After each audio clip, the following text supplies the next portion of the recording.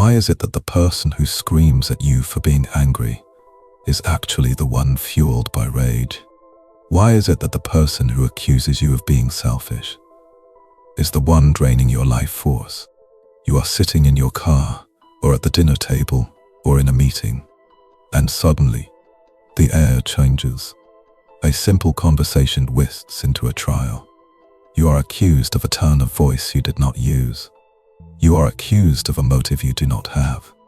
You are accused of ruining a moment that they destroyed. Your heart rate spikes. You feel a lump in your throat. You try to explain, but your explanation is twisted into proof of your guilt. You try to apologize just to make it stop, but the apology is not enough. You walk away shaking, asking yourself, am I the bad guy?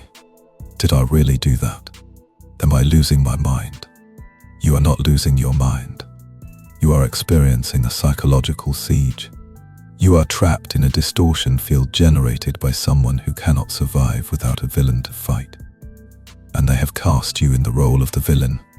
This is not a communication problem. This is a domination strategy. It is time to stop playing the role. It is time to drop the script. And it is time to reclaim your reality. Welcome to the psychology of the false accusation. Welcome to the Watchtower. Let us begin with the neuroscience of your paralysis.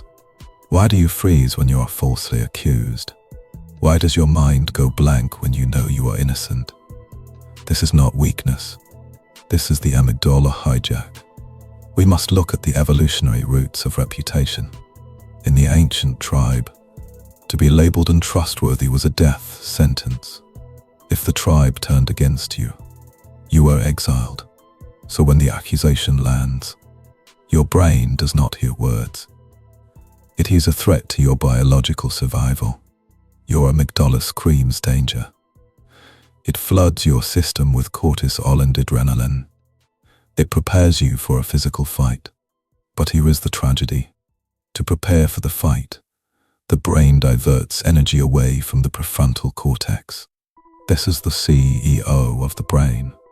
This is the part responsible for logic, reasoning, and language. You literally become stupider in the moment of attack. Furthermore, stress shuts down Broca's area. This is the part of the brain responsible for speech production. This is why you stutter.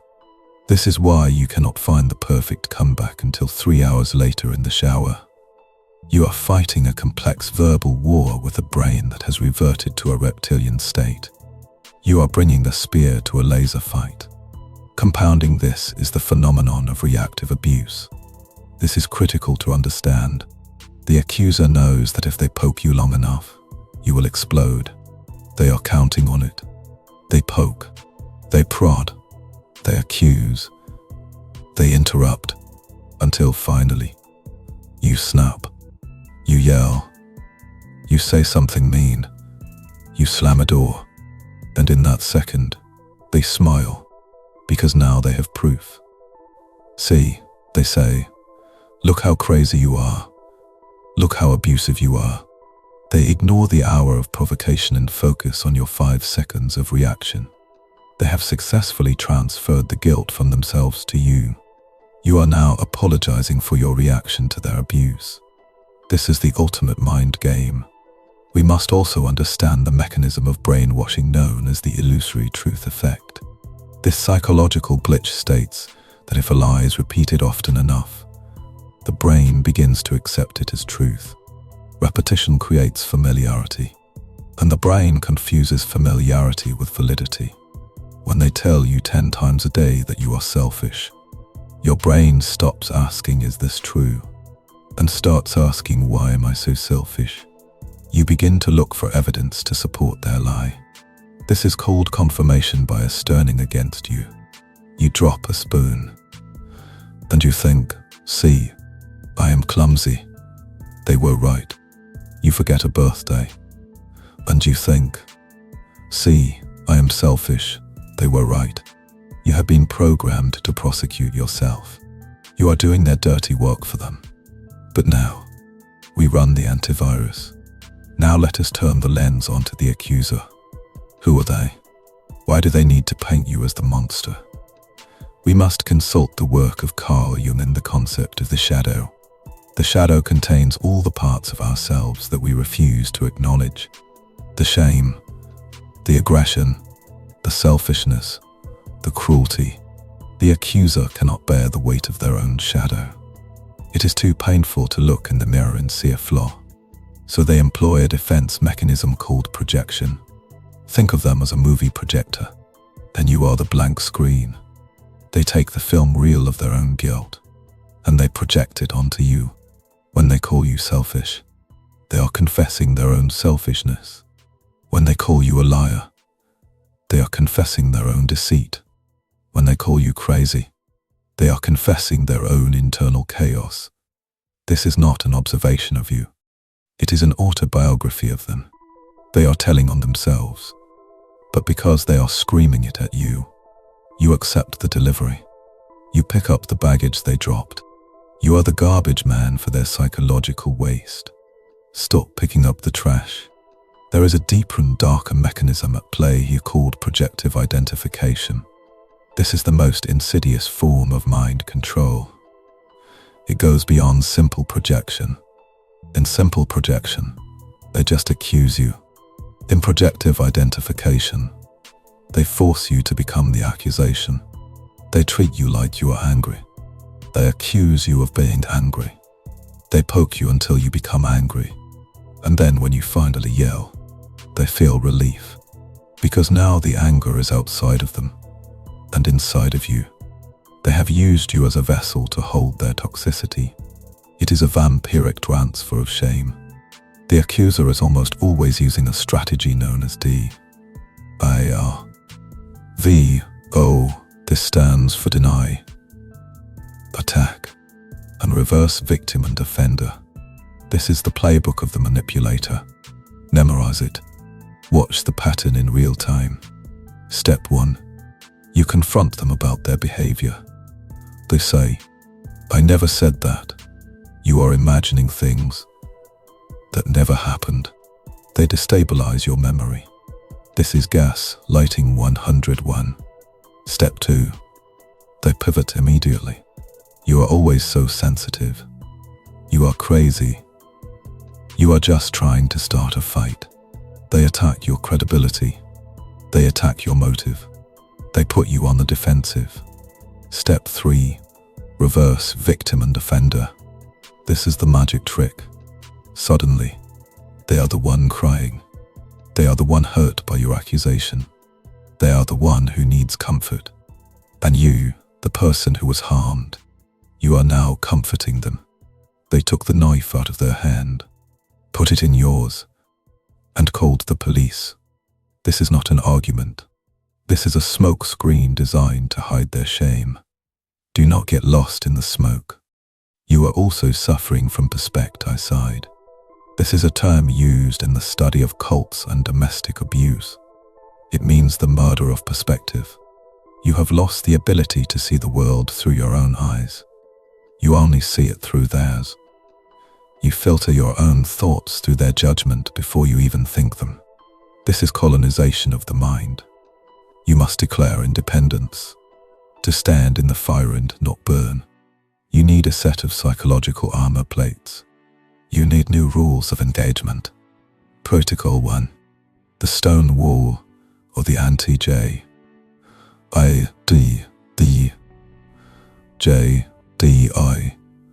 D stands for justify, argue, defend, explain. These are the 4 things you must never do. When you justify, you accept their authority to judge you. When you argue, you accept that their reality is valid enough to debate. When you defend, you act guilty. When you explain, you waste your breath. Every time you explain yourself, you are feeding them supply. You are telling them, your opinion of me matters. Please approve of me. Stop it. Instead, use the stone wall. When the accusation hits, do nothing. Look them in the eye and use a neutral phrase. I am sorry you feel that way.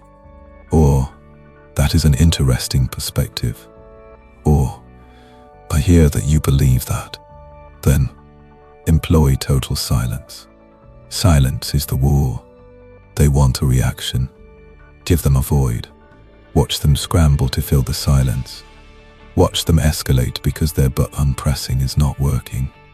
Let them press the button until it breaks. Protocol 2. The prosecutor's fallacy. Reframe how you hear the accusation.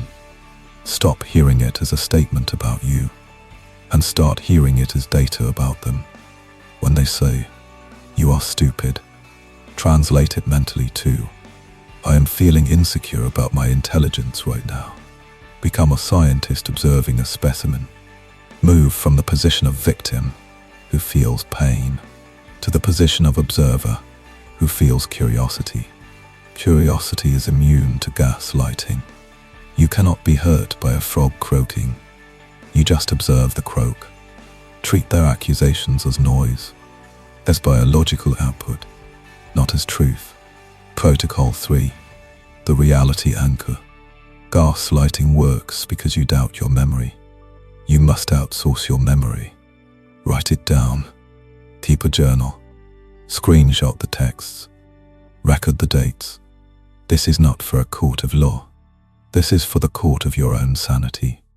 When they say, "That never happened," you open the book. You read the entry. And you know, I am not crazy. I am being lied to. The paper does not lie. The ink does not gaslight. This anchor will hold your ship steady in the hurricane of their deception. Protocol 4.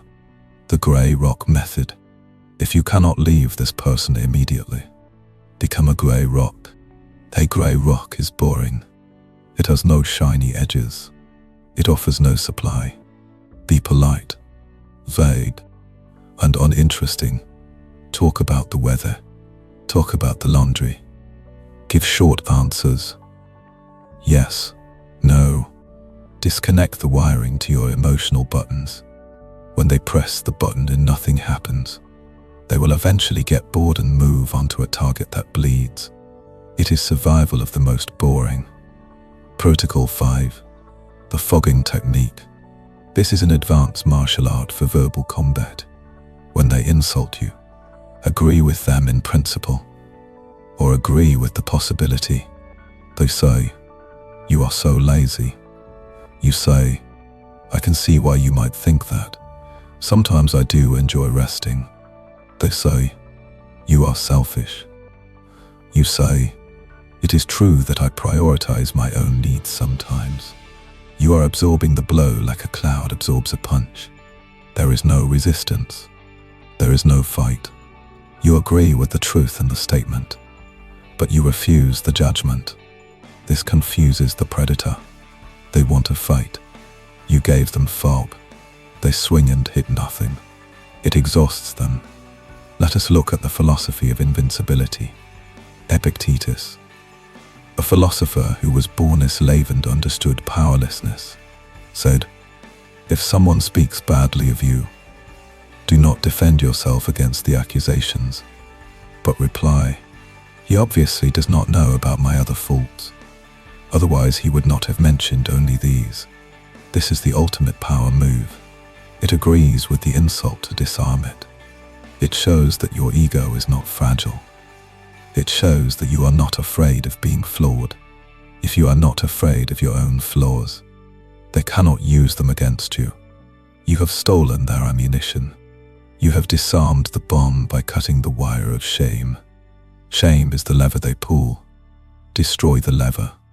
There is a heavy price to pay for this freedom. The loss of the relationship as you knew it. You must accept the brutal truth. They will never understand you. They will never say "I am sorry." They will never validate your reality. You are waiting for a blind man to see you. You are waiting for a deaf man to hear you. Stop waiting. Stop going to the hardware store looking for milk. They do not sell milk. Stop going to the accuser looking for love. They do not sell love. They sell judgment. And you are done buying. The moment you stop defending yourself is the moment you become free. You are taking back the gavel. You are dismissing the court. You are walking out of the mental prison. The door was never locked. You were just holding it closed because you thought you had to answer the questions. You do not have to answer. You do not have to plead. You just have to leave. Leave the courtroom. Leave the noise.